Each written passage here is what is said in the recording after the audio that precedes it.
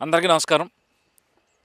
చంద్రబాబు నాయుడు గారు అమరావతి రాజధాని అని ప్రకటించిన నాటి నుంచి కూడా ఈరోజు వరకు కూడా ఆ ప్రాంతంలో తనకి సొంత ఇల్లు లేదు అని చెప్పి వైసీపీ నాయకులు ఎన్నో విమర్శలు చేశారు. అది కాకుండా ఆయన ఉంటున్న అద్దె ఇంటిని కూడా అక్రమంగా నిర్మించారని, ఆ ఇంటి యజమానైన రమేష్ బాబుకి అక్రమంగా మూటలు అప్పచెప్పి ఆ ఇంటిని స్వాధీనం చేసుకున్నారని చెప్పి ఎన్నో రకాలైన విమర్శలు వైఎస్ఆర్సీపీ మొదటి నుంచి చేస్తూ ఉంది. ఈరోజుకి చంద్రబాబు నాయుడికి సొంత ఇల్లు కూడా లేదు రాజధాని అని చెప్పుకునే ప్రాంతంలో అని చెప్పి హడావిడి చేయడమే కాదు, అమరావతి ప్రాంతంలో రాజధాని ప్రాంతంలో మా నాయకుడు జగన్మోహన్ రెడ్డి గారు ఇల్లు కట్టుకున్నాడు, రాజధాని ఇక్కడి నుంచి తరలి వెళ్ళదు అనేది 2019 ముందు వరకు కూడా వైసీపీ నాయకులు చేసిన వ్యాఖ్యలు.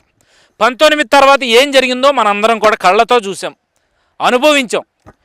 ఒక రాజధాని కాదు 3 రాజధానులు అని చెప్పి 33,000 ఎకరాలు స్వచ్ఛందంగా రైతులు ప్రభుత్వానికి ఇస్తే వాటిని సర్వనాశనం చేస్తూ జగన్మోహన్ రెడ్డి మూడు ముక్కల ఆట ఆడుతూ 3 రాజధానులు అనే పేరుతో వైజాగ్ వెళ్ళిపోతా అంటూ ప్రజల ధనాన్ని 500 కోట్ల రూపాయలకు పైగా నాశనం చేసి వైజాగ్ రిషికొండ మీద ఎన్నో విలాసాలతో కూడుకున్న ఒక అద్భుతమైన బంగ్లాని కట్టుకున్నాడు.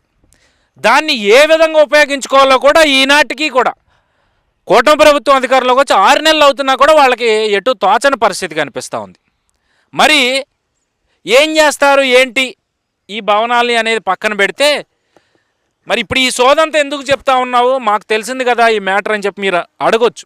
ఎందుకు చెప్తా ఉన్నాను అంటే, సో ఏదైతే చంద్రబాబు నాయుడు గారి మీద మొదటి నుంచి ఎలిగేషన్ చేస్తూ ఉన్నారో సొంత ఇల్లు లేదు రాజధానిలో అనే కాన్సెప్ట్ మీద, మరి ఈనాటికి అంటే ఆయన ఏంటంటే ముందు రాష్ట్రాన్ని బాగు చేసి రాజధానిని నిర్మించి అప్పుడు ఒక సొంత ఇల్లు కట్టుకుందామనే ఆలోచనలో ఉండుండొచ్చు.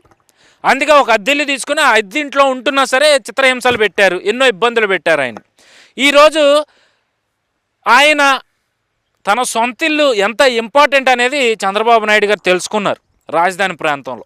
అందుకనే ఒక 5 ఎకరాలు ఆయన కొనడం కానీ, 5 ఎకరాలకు సంబంధించి ఒక పర్ఫెక్ట్ డిజైన్ కూడా చేసుకున్నారు.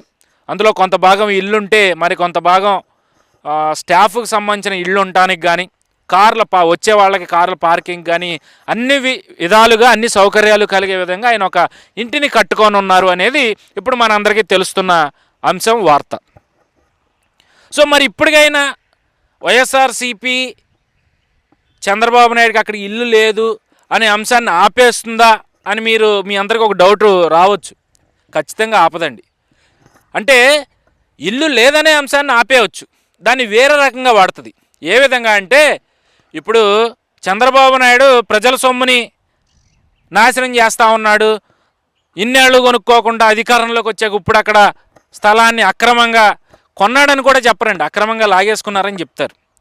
ఎందుకంటే వీళ్ళకి తెల్లారులేసిన కాడి నుంచి ప్రతిపక్ష పార్టీల మీద, ప్రతిపక్ష నాయకుల మీద, ప్రధానంగా తెలుగుదేశం నాయకుల మీద నోరులేసుకుని అబద్ధపు మాటలు మాట్లాడడం, అబద్ధ ప్రచారాలు చేయడమే పని తప్ప వీళ్ళకి జగన్మోహన్ రెడ్డి వాళ్ళ పార్టీలో ఎంతోమందిని ఇందుకోసమే పార్టీలోకి తీసుకున్నారనే అంశం కూడా అందరికీ తెలిసింది. సో ఇప్పుడు చంద్రబాబు నాయుడు అమరావతిలో ఇల్లు కట్టుకుంటున్నారు. సో ఆయన ఇంటి ప్లాన్ కూడా ఏ విధంగా ఉందంటే, ఏదైతే ఆ సెక్రటరేట్కి సంబంధించిన ఉద్యోగులు కావచ్చు,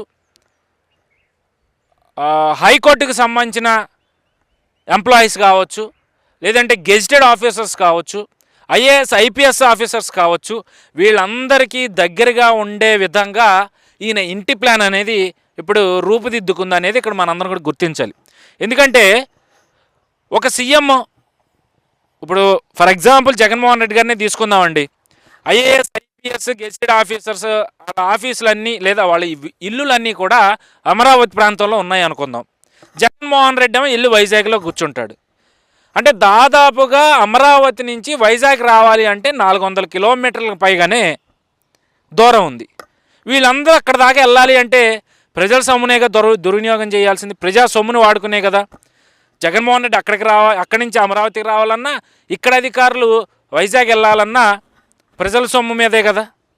సో వాటన్నిటికీ లేకుండా చంద్రబాబు నాయుడు గారు ఒక పకడ్బందీ ప్లానింగ్తో తన ఇంటిని, తను ఉండే స్థలాన్ని అందరికీ అందుబాటులో, అందరికీ దగ్గరగా ఉంచుకునే విధంగా ఆయన ఈరోజు ఇల్లు నిర్మాణం అనేది త్వరలోనే చేపట్టబోతున్నారనేది మనందరికీ వస్తున్న వార్తలు. సో ఇది ఒక మంచి శుభపరిణామం అనుకోవాలి. ఎందుకంటే ముఖ్యమంత్రి ఉన్న చోట అభివృద్ధి ఎంత స్పీడ్గా జరుగుతుందో మనం కొత్తగా చెప్పుకోనక్కర్లేదు. ఏదో అభివృద్ధి వికేంద్రీకరణ అని చెప్పి ప్రభుత్వం ఒక కాన్సన్ట్రేషన్ పెట్టి ఆయా నగరాలను అభివృద్ధి చేస్తే అదొక దారి. కానీ ఏ కంపెనీ అయినా, ఏ పెట్టుబడి అయినా ఆ నగరానికి వస్తున్నాయంటే ఆ నగరంలో వాళ్ళకి ఏం ఫెసిలిటీస్ ఉన్నాయి, వాళ్ళకి అదనంగా ఏం లాభించబోతున్నాయి అనేది ఖచ్చితంగా చూసుకుంటారు. ఒక ముఖ్యమంత్రి ఉన్న ప్రాంతాన్ని అయితే ప్రతి ఒక్కరు కూడా తమ పెట్టుబడి పెట్టడానికి ముందు వరుసలో ఉంచుకుంటారు అనేది ఇక్కడ అందరూ కూడా గుర్తుంచుకోవాలి. సో ఈ చంద్రబాబు నాయుడు గారు అమరావతిలో ఇల్లు కట్టుకోవడం అనేది ఎంతోమందికి ఉన్న ప్రశ్నలకి సమాధానంగా మనం భావించవచ్చు. మరీ ముఖ్యంగా వైఎస్ఆర్సీపీ నాయకుల నోళ్ళకైతే ఫుల్ స్టాప్ పడింది అని నేను అనుకుంటున్నా. మేబీ కామా ఉండొచ్చు, ఉండకపోవచ్చు.